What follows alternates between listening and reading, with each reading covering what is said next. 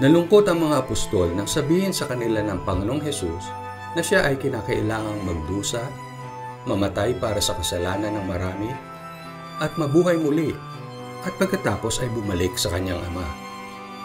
Upang hindi tuluyang manlugmok ang kanyang mga disipulo, nangako si Kristo na siya ay babalik upang sila ay kanyang sunduin. At sinabi niya, "Alam ninyo ang aking daraanan." Sa sandaling ito, nagsalita si Tomas, "Panginoon, hindi namin alam kung saan ka pupunta. Paano namin malalaman ang daan?" Sumagot si Kristo, "Ako ang daan, at ang katotohanan at ang buhay. Walang makaparoroon sa Ama, kundi sa pamamagitan ko."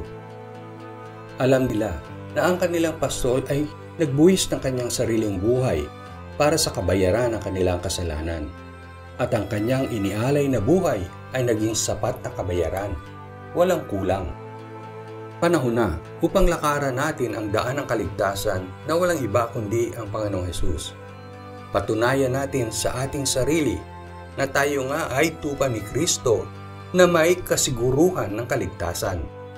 Panghawakan natin ang kanyang mga pangako at paniwalaan natin ang kanyang salita. Huwag natin kalimutan yung kanyang sinabi, "Ako ang daan, ang katotohanan, at ang buhay. Walang makaparoroon sa Ama, kundi sa pamamagitan ko."